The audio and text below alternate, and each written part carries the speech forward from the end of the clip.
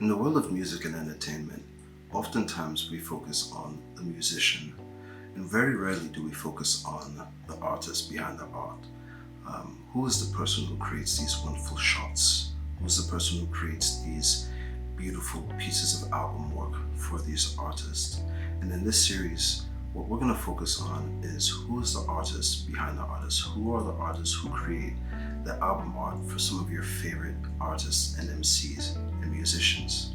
And in today's episode, we're going to be focusing on none other than Kendrick Lamar. Kendrick Lamar had released several mixtapes under the rap name K-Dot before releasing his self-titled EP, Kendrick Lamar, December 31st, 2009, under Top Dog Entertainment. And when we look at this album cover, the one thing that I couldn't find was who was the person behind it. I couldn't find out who the photographer was who took the picture. So if anyone knows, let me write down in the comments.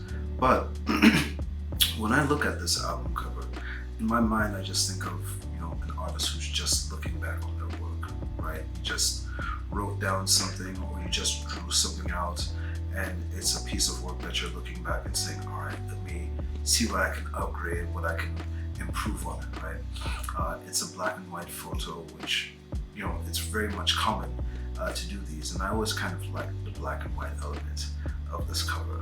This is also Kendrick Lamar with very low tapered fade, so it's kind of crazy to look at him now and look at him back then and to see the growth of it. But this is 2009, so almost 10 years ago. This is honestly just a very humble origins album cover to me. I like the look of it. I like the cover of it. It's just very simple. I like it. Moving on, we go to Kendrick Lamar's Section 80, which was released July 2nd, 2001 under Top Dog Entertainment. Now, this is one of those album covers that when you look at it, you think of just, there's a certain word for it, an amalgamation, right? It's a night desk stand, and it has all these things that kind of just show you, I guess you can say, the inner workings of a person's life, right? You have condoms that are there, you have some $20 bills, you have lip gloss, right? You have a pipe, right? You have bullet casings, some paraphernalia, and it's one of those. And you also see 3 separate books. You see the Bible, you see The Art of Seduction by Robert Greene, and then you see another book called Virtually You. And I haven't read too much of Virtually You, but I can say that it is actually a really good book. The 2 books that I can focus the most on, for me, would have to be the Bible and The Art of Seduction. Just because when you look at the Bible and you read the Bible, anyone who knows biblical stories, there's a lot of them that have a lesson in them, right? They have a message in them, and a lot of times it's not always, oh, praise Jesus, praise the Lord, right? There's stories in the Bible that just can be applied to everyday life, right? And there's teachings in them. That's why it's one of the oldest books known to man, and it's praised and celebrated across the world, right? And then you look at reading The Art of Seduction. Now, this book is written by Robert Greene, and I personally remember reading this book on more than one occasion.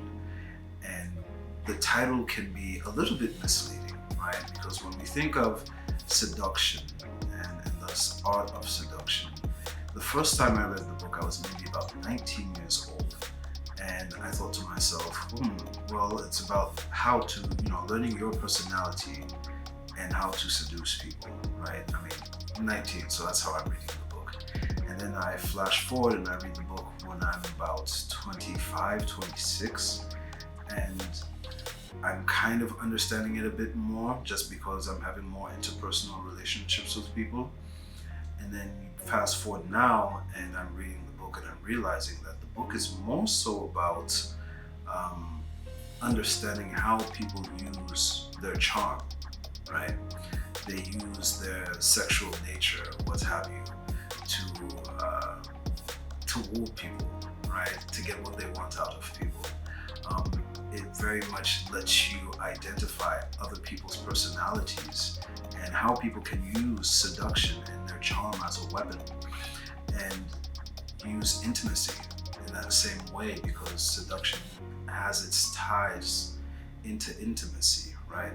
You have to have some form of intimacy to seduce someone. But it's not also about seduction in a sexual way, right? We always think of seduction as this, oh, having to use it in sexual nature. There's ways that people seduce people and it's not sexual, right? There's men who seduce men, there's women who seduce women, and it's done in different ways and in different, forms and fashions. It's not always, oh, I'm going to use my sexual nature. Some people use their speech, their language, their charm, right? They use their intelligence.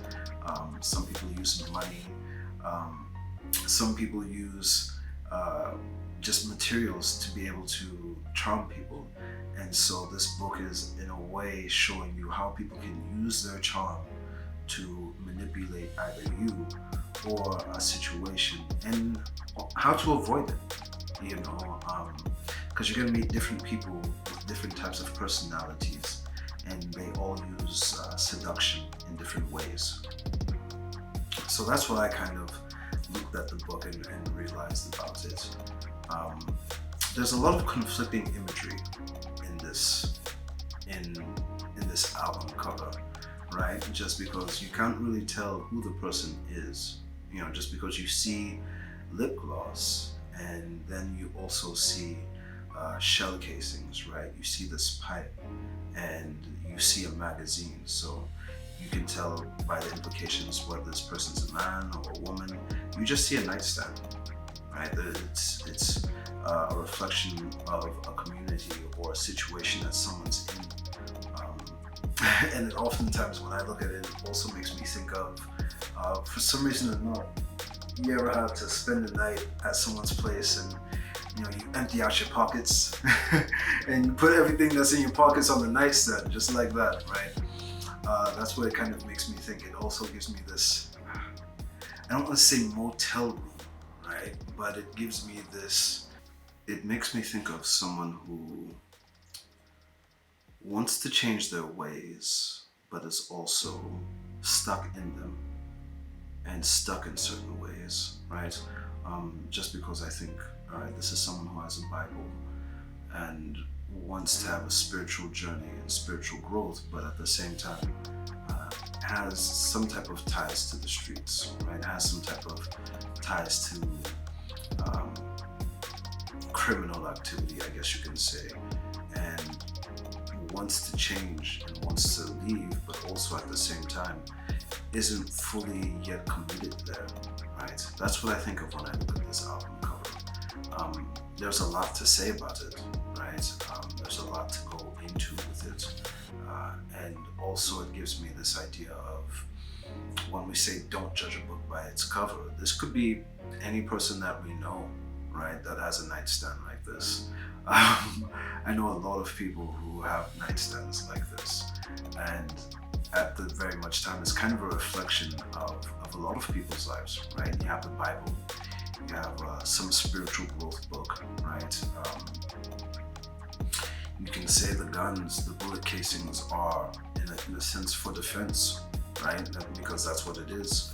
If you're carrying this weapon around, you need to feel safe, right? It's for some measure of safety, and to ease the tension of the stress of everyday life. You need to decompress. So what do? You just talk a little bit, right? So it could be any person. That's the crazy part about this album cover. And so for me, it's kind of universal. I guess it universally applies to a lot of people. But that's what I think of when I look at this album cover. One of my favorites, in all honesty. Moving on, we have Good Kid, Mad City, which was released October 22nd, 2012 on the Top Dog Entertainment, Aftermath, and Interscope. Now, this album has two versions, right? There's the deluxe version, and then there's the regular version.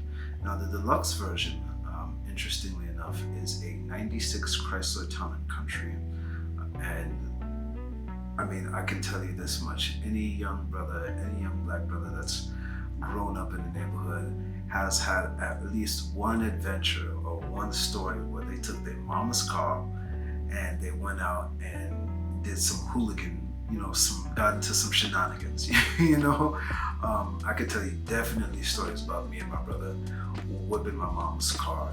She had this little blue Dodge Neon or something like that. So, and everybody knew that that was our car, and we was just getting our license, right? We just got our licenses. So it was something where we was just driving around the city. But the 96 Chrysler, the 96, just the mama van, the van that you use, the car that you use from your mama that, when you was 16 and you was in your teens, she was like, all right, mom, head out, and she said, don't do nothing in my car. That's what I look at when I think of this. So it just, looking at it now, it's aged well just because it has this type of nostalgia to it, right? And even when the album was released in 2012, I was in my early 20s. So it even had that nostalgia back then of borrowing my mom's car, and going to hit up a shorty or, going with my brother, to kick it someplace, right? And when you the one with the car, right? And all your homies don't got the car and your moms let you borrow it or let yourself borrow it, you the popular one, you the homie, everybody trying to hit you up like, yo, let's go do this, let's go do that. So when I look at this, it just, it's that type of nostalgia, it's that type of memory of, okay, I remember doing these types of things, you sit back and you think about all the fun memories you had with that car, right? And funny enough, that car never had no problems, right? Never had any problems up until one random day, right? And your mama had that car for like 10 years, 15 years. And it's just that car, it's the family car, but it was also like low-key your car when she was asleep. Now, the standard version of this album shows a baby photo of Kendrick Lamar, young Kendrick Lamar, and you can see his family members have their eyes crossed out.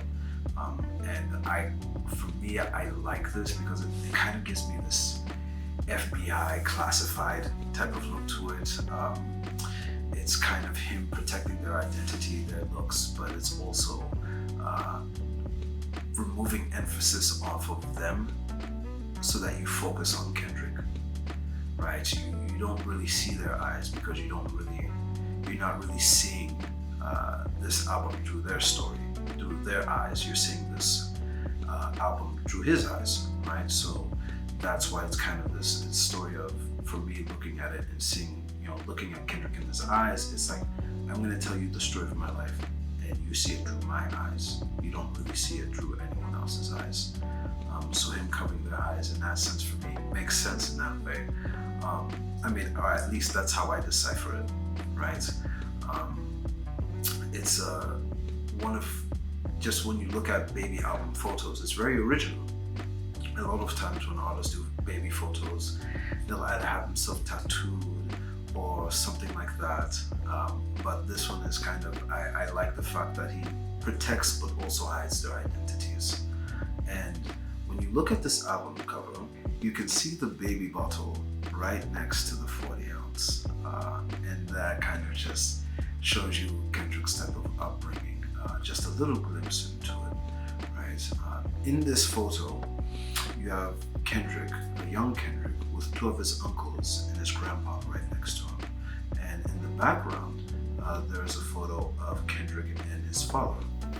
One of Kendrick's uncles is holding up a C sign, which, for those of you who don't know, that is, I guess you could say, affiliation with Crips. And looking at the album cover, it just, just looking at the hand sign kind of just gives you more insight and in-depth into Kendrick's upbringing, right? It already shows you from birth that he has this affiliation, right? And going back to this story of Kendrick Lamar growing up, it just shows you more of his story, more of his life. And yeah, when you think of a baby album cover, it's very original. I like it. Some fun facts about this album cover is the fact that the title, it's handwritten by Schoolboy Q, right, who is also a fellow TDE member. Photo credit for this goes to Dan Monick, Dwayne LaFleur, Paula Oliver, and the design is done by Invisible Creature. Kendrick Lamar's next album, To Pimp a Butterfly, was released March 15th, 2015 under Top Dog Entertainment, Aftermath at Interscope. And the cover is done by Dennis Ruva, and the art direction is done by Vlad Sepetov. Now, pay real close attention to that name because he's going to come up several times throughout the rest of this video. Other album credits go to Diego Cambiaso, Dave Free, Red One, and Kendrick Lamar himself, who all had input on making this album cover.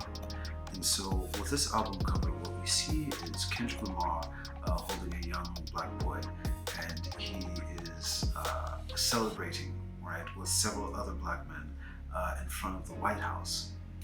Kendrick's surrounded by several hundred other black men. You can see one of them holding a champagne bottle.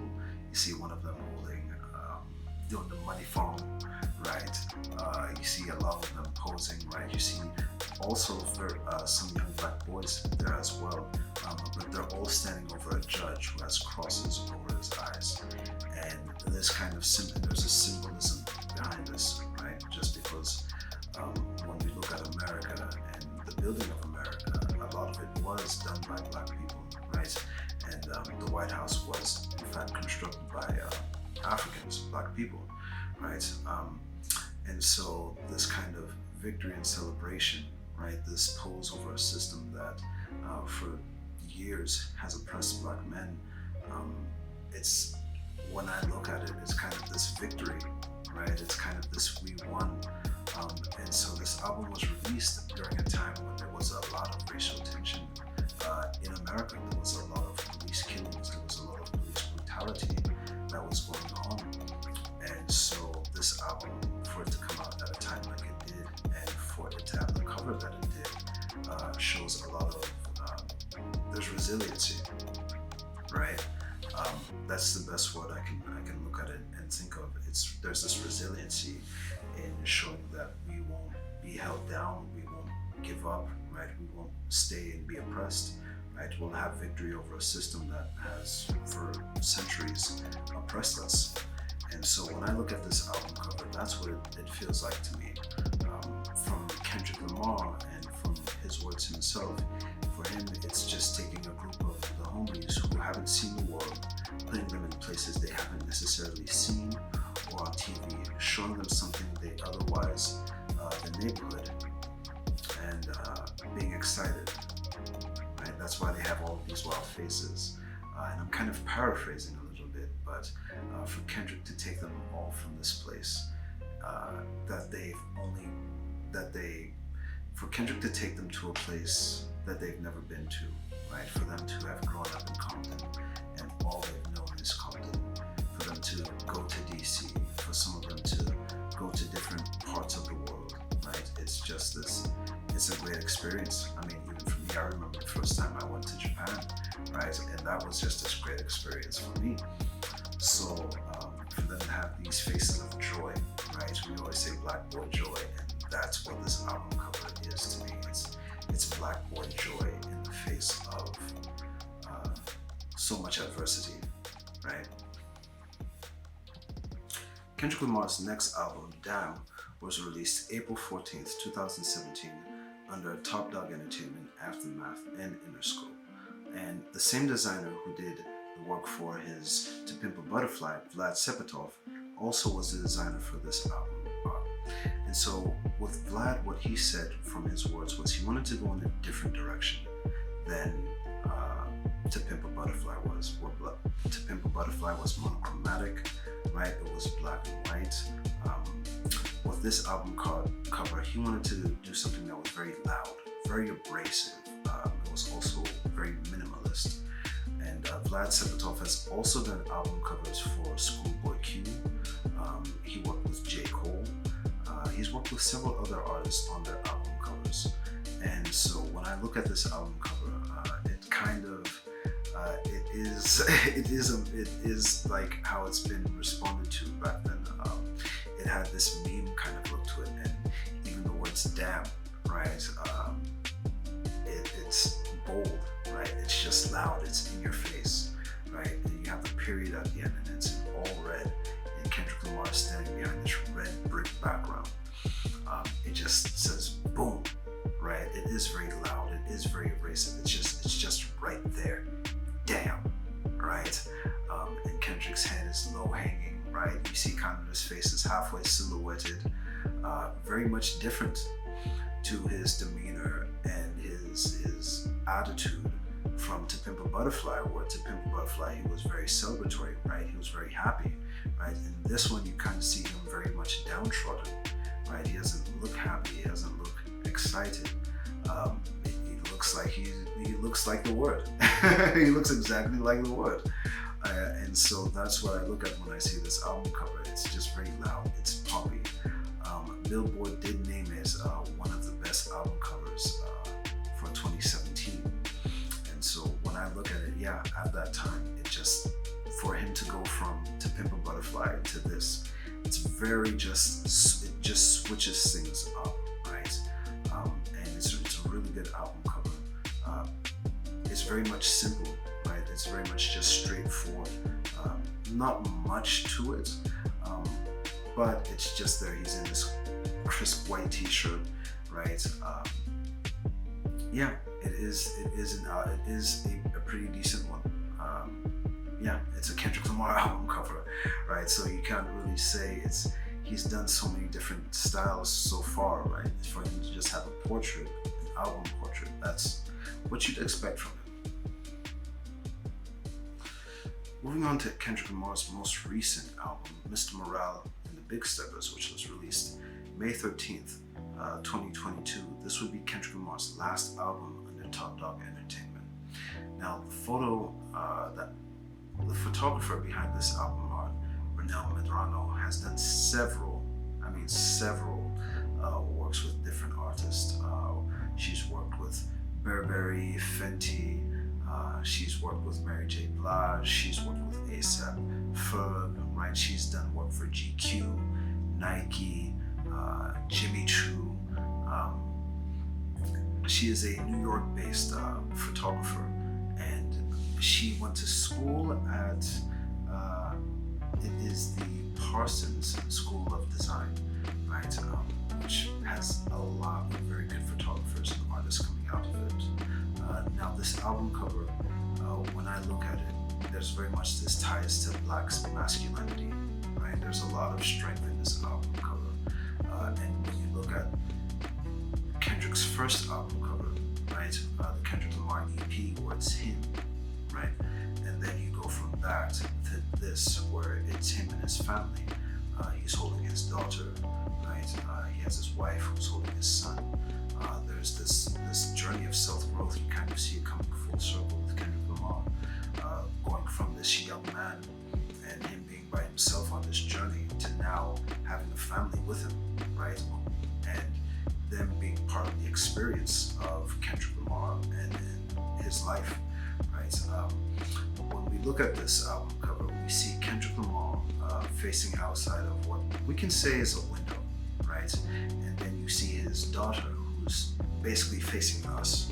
And I remember reading a Reddit post where someone said that it's like Kendrick Lamar is looking outside on the world and focusing on everything going outside, and his daughter's looking at us, right? And it's like,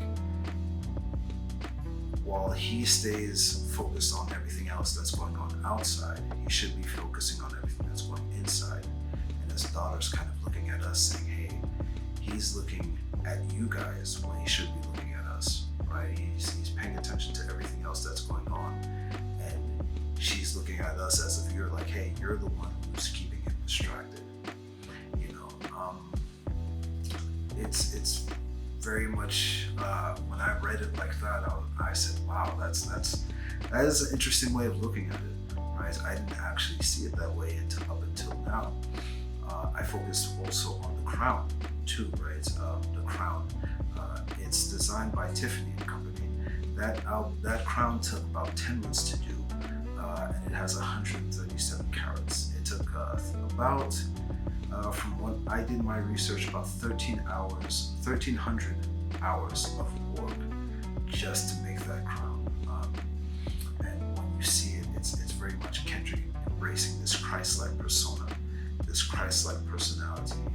Not really Christ, but more so Jesus-like, right? Where Jesus had to sacrifice himself for the sake of others or for the safety of others, right? And so he ties into this identity, having to, in a sense, sacrifice yourself to, I guess you can say, sacrifice yourself for not really the happiness of others, right? But the sacrifice that men have to do for their families, right? His vigilance, he's standing up, he's alert, he has a pistol right behind him, right? And it's him making sure that he's keeping his family safe, right? The other part of this album cover shows him resting, and he has a shotgun in the corner. He's relaxed, right? He's in a non-vigilant, pose, and you don't see his family around him. Perhaps they went to the store, but it's at this time where he's able to rest and relax, because when his family's there, he has to stay alert, right, for their safety. So there's this contradiction, not so much of a contradiction, but it shows you the everyday goings of his life and what he has to do. So these are all of Kendrick Lamar's albums, and these are just my thoughts and opinions on them.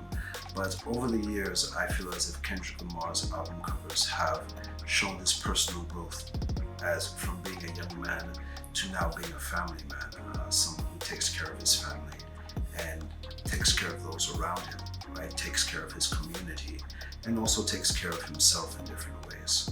So thank you guys for listening, and if you like this video, please let me know, and I'll do more videos like this in the future. Thanks very much. Have a good one, guys. Bye.